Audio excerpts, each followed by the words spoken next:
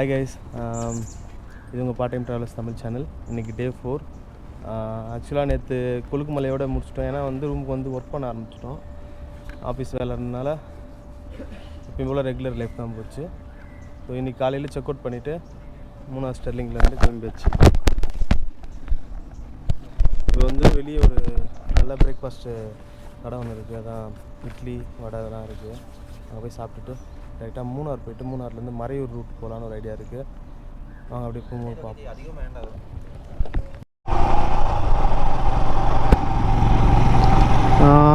Guys இப்போ எங்கே இருக்குன்னு பார்த்தீங்கன்னா தமிழ்நாடுக்குள்ளே வந்தாச்சு. கேரளா செக் போஸ்ட் வரைக்கும் நம்ம கோப்ரோ யூஸ் பண்ணவே இல்லை. கோப்ரோ பிடிங்கி வச்சிட போகிறான்னு ஒரு பயம் இருந்துச்சு. ஏன்னா விளாகிங் பண்ணால் மோட்டோ விளாகிங் பண்ணால். ஸோ அதனால் எங்கேயுமே எடுக்கல. ஒரு மைல் போச்சு. நம்ம ஃபாரஸ்ட்டுக்குள்ளே வந்தாச்சு. செக் போஸ்ட்லாம் தாண்டி சின்னார் வைல்ட் லைஃப் சாங்சுரி, அது இங்கே கேரளாவில். தமிழ்நாட்டிலையும் அதே செக் போஸ்ட் தான். தமிழ்நாட்டில் நம்மள ஒன்றுமே கேட்கல, போன்ட்டாங்க. கேரளாவில் மட்டும் நிப்பாட்டி எங்கேருந்து வரீங்க, எங்கே போகிறீங்க, அது என்ட்ரி அது எல்லாமே போட வேண்டியது இருந்துச்சு. அவங்க கொஞ்சம் ஸ்ட்ரிக்டாக ஃபாலோ பண்ணுறாங்க. தமிழ்நாட்டில் அப்படி இல்லைன்னு நினைக்கிறேன். நான் லாஸ்ட் டைம் வரும்போது இந்த ரோட்டில் யானை பார்த்தேன். இந்த தடவை லக் இருந்தால் நம்மளுக்கு பார்ப்போம். ஓகேங்களா? லைஃப்பில் இந்த ரோடை ஒரு நாள் ட்ரை பண்ணி பாருங்கள். இதுவும் மசினக்குடி ஈக்குவலில் இருக்கும். ஊட்டி போனவங்களுக்கு தெரியும். ஊட்டி சைடில் மசினக்குடி டீ ஃபாரஸ்ட் மாதிரி. இந்த பக்கம் நம்ம உடுமல்பேட் போகிறதுக்கு முன்னாடி, உடுமல்பேட்லேருந்து மூணார் போகிற ரூட் இது. மூணார்லேருந்து வந்தால் மறையூர் ரூட்லேருந்து வரணும். கரெக்டாக மூணார்லேருந்து கொஞ்சம் தூரம் ரோடு நல்லாயிருக்கும். அதுக்கப்புறம் ரோடு இந்த சைஸ் தான் இருக்கும். ரொம்ப சின்னதாக இருக்கும். ரொம்ப பெண்டு இருக்கும். ஏர்பின் பெயிண்ட் இருக்காது. நான் நிறைய பெண்டு வளைஞ்சு தான் போவோம். ரொம்ப ஸ்லோவாக தான் வரணும். 30-40 அப்படி தான் ஓட்ட முடியும்.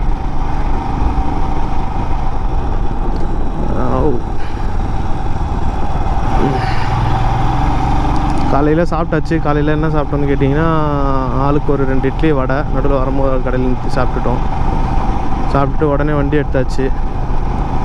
ஆனால் இன்றைக்கி ஆஃபீஸ் லீவ் போட்டேன். நேற்று 2 நாள் ஒர்க் பண்ணேன். இன்றைக்கி லீவ் ரெக்வஸ்ட்டு மெயிலில் போட்டால் போகவே மாட்டுது. என்னாச்சுன்னு தெரியல. இப்போ எங்கேயாச்சும் டவர் கிடைக்கிற இடமா நிப்பாட்டி லேப்டாப் எடுத்து மெயில் அனுப்பணும். அதுக்கு எப்படியும் ஒரு 20 மினிட்ஸ் கிட்ட தான் ஆகிடும். ஒரு 1/2 hour கிட்ட ஆகிடும் ஸ்டே பண்ணிட்டு போகிறதுக்கு. சென்னைக்கு இங்கேருந்து மேப் போட்டதுக்கு எங்களுக்கு ஒரு 8 o'clock, அதாவது ஒரு 11 மணி நேரம் ஆகும்னு போட்டிருக்கு. ஒரு 8-8:15 போகிற மாதிரி போட்டிருக்கு. ஒரு 9 மணிக்குள்ளே வச்சு போய் ரீச் ஆகணும். வீட்டில் ஏமாற்றிட்டே இருக்கேன். வந்துடுறேன்னு சொல்லிவிட்டு இன்றைக்கி கொஞ்சம் சீக்கிரமாக வச்சு போகணும். அதாவது ஃபாஸ்ட்டாக ஓட்ட போகிறது கிடையாது. ஆவரேஜ் ஸ்பீடு தான். இங்கேயே தான் போட்டிருக்கு 30 km ஸ்பீடு. நம்மளும் 30-40 தான் போயிட்டுருக்கோம். ரொம்ப ஒன்றும் ஸ்பீடாலாம் போகல. வியூ தெரியுமான்னு தெரியல. செம்மையாக இருக்குது ஆப்போசிட்டில். வா, ஓ,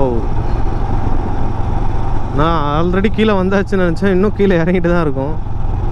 ஸ்லோவாக போயிட்டுருக்கு.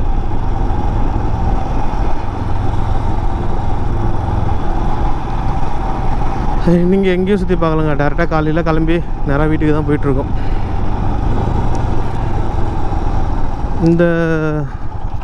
இந்த மூணார் ட்ரிப்போட வீடியோஸ் கொஞ்சம் கம்மியாக தான் இருக்கும். ஏன்னா நிறைய கேரளாவில் விலாகே பண்ண முடியல. கொஞ்சம் பயமாக தான் இருந்துச்சு இந்த கோப்ரோ எடுத்துகிட்டு வண்டியில் மாட்டிட்டு ஓட்டுறது. ஆனால் முடிஞ்ச அளவு சுற்றி பார்த்த இடத்தெல்லாம் வீடியோவில் கவர் பண்ணியாச்சு. ஒரு மேக்ஸிமம் 2 வீடியோ வரும்னு நினைக்கிறேன். பார்ப்போமே.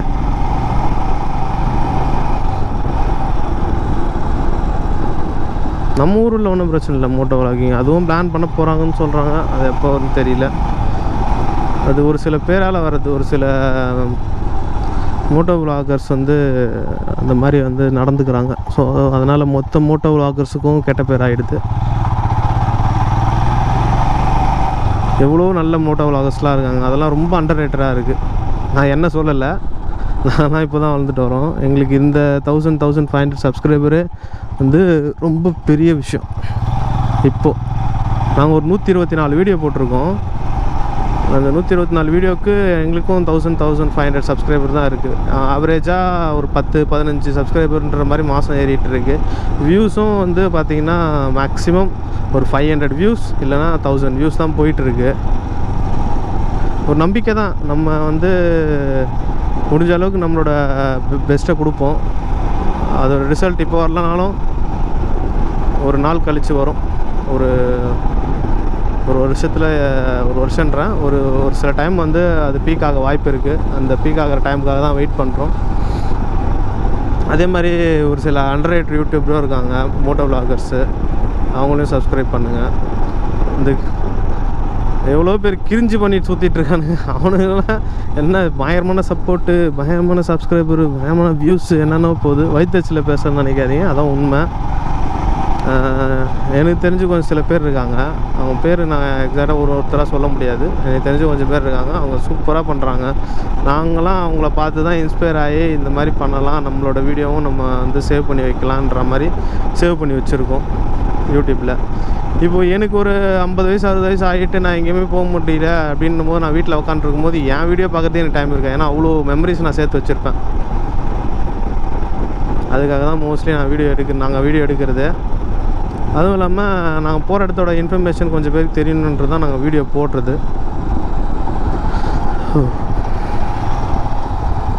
Speed break. இப்போ வரைக்கும் நான் எந்த அனிமலும் ஸ்பாட் பண்ணல. ஸ்பாட் பண்ணால் காமிக்கிறேன். கொஞ்சம் ஓவராக தான் பேசுகிறேன்னு நினைக்கிறேன். சரி, ஓகே, அடக்கிக்கிறேன்.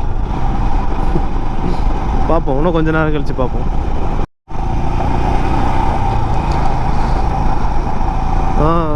காய்ஸ், நம்ம இது வரைக்கும் ஒரு 10 கிலோமீட்டர் ரீச் ஆகிட்டோம்.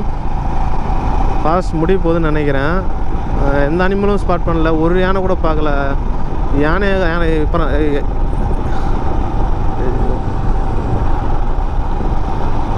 ஒரு யானையை கூட பார்க்கல. யானை சாணியை தான் பார்த்துட்டு வந்தோம் இவ்வளோ நேரத்துக்கு.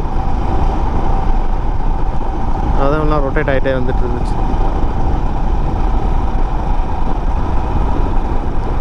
இந்த இடத்துல கன்ஃபார்மாக ஏதாச்சும் ஒரு அனிமல் இருக்கும். ஒன்று கூட கண்ணில் மாட்டல.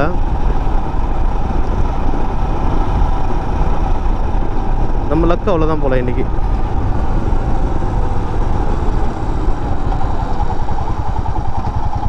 சரி வாங்க, இன்னும் ஒரு 10 கிலோமீட்டர் இருக்குன்னு நினைக்கிறேன். அதுலேயாச்சும் ஏதாச்சும் பார்க்க முடியுதா பார்ப்போம்.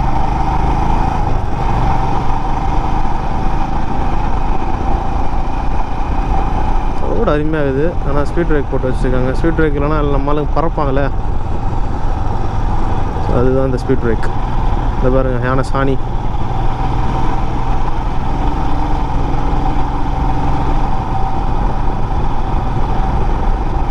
ஆப்போசிட்டில் வரவங்க கூட ஏதாச்சும் பார்த்தாங்கன்னா நம்ம கிட்ட இங்கேயே சொல்லிவிடுவாங்க, அங்கே இது இருக்குப்பா, அந்த விலங்கு இருக்குது. முக்கியமாக வந்து மற்ற இதுக்கும் கிடையாது, யானை இருந்தால் சொல்லுவாங்க. இந்த மாதிரி வந்து ஆப்போசிட்டில் யானை இருக்குது பார்த்து போங்க அப்படின்ற மாதிரி. அந்த மாதிரி யானை சொல்ல மாட்டாங்களே. புலி போட்டோ.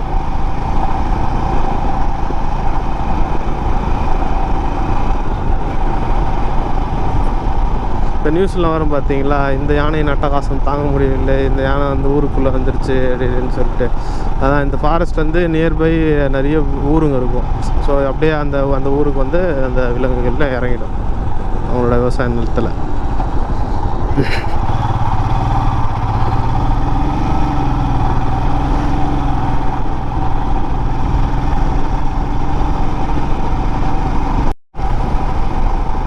கடைசியாக Tamil Nadu check post, forest check போஸ்ட்டும் தாண்டியாச்சு, ஊரில் வந்தாச்சு. இன்னொரு 40 கிலோமீட்டர் இருக்குன்னு நினைக்கிறேன் இங்கேருந்து. மெயின் அதான் நம்ம ஸ்டேட் ஹைவே பிடிக்கிறதுக்கு. இது வரைக்கும் நம்ம இந்த மாதிரி சின்ன சின்ன ரோடாக தான் போகணும். நம்ம இதுவே தேனி ஹைவே போடிமேட்டு போயிருந்தால் டக்குன்னு நம்மளுக்கு திண்டுக்கல் ஹைவே கிடச்சிருக்கும். நம்ம அப்படியே பிடிச்சி டேரெக்டாக சென்னை அடிச்சிருக்கோம். இந்த பக்கம் வந்ததில் என்னென்னா, நம்ம இப்போ பழனி ரூட்டு பிடிச்சி பழனி போவோமான்னு தெரியல. பழனி உள்ளே போக மாட்டோம். பழனி ஹைவேலேயே போயிட்டு அப்படியே போய் திருச்சி போய் கனெக்ட் பண்ணிப்போம். திருச்சியில் கனெக்ட் பண்ணி அப்படியே சென்னை போய்விட வேண்டியது தான்.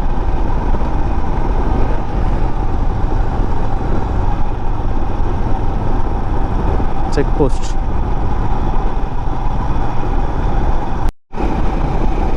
இப்போ எங்கே இருக்குன்னு பார்த்தீங்கன்னா கரெக்டாக உடுமலைப்பேட்டு தாண்டியாச்சு. உடுமலைப்பேட்டு தாண்டி தாராபுரம் போயிட்டுருக்கோம். நம்ம இந்த ஏரியாவுக்கு வந்தோடனே ஃபுல்லாக பார்த்தீங்கன்னா அந்த என்ன சொல்கிறது விண்டு மில்லாம் நிறைய இருக்குது பொள்ளாச்சி சைடில். அதனால் விண்டு மில் இருக்குது இங்கே. சரி ஓகே. அருண் டீ குடிக்கணுமா? ஏதாச்சும் டீ கடையில் நிப்பாட்டேன்றான். இதோ நிப்பாட்டுறேன், வாங்க போவோம்.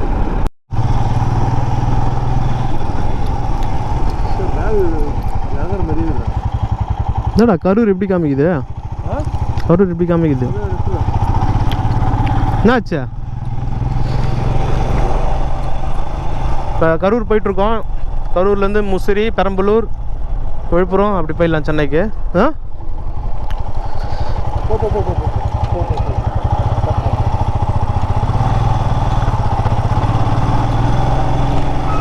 ரோடு சின்னதாக தான் இருக்குது, பரவாயில்ல போவோம். அதான் இப்போ கரெக்டாக நம்ம கரூர் மாவட்டத்தை ரீச் பண்ணிட்டோம். டைம் வந்து பார்த்திங்கன்னா 2 மணி ஆகுது, 1:55.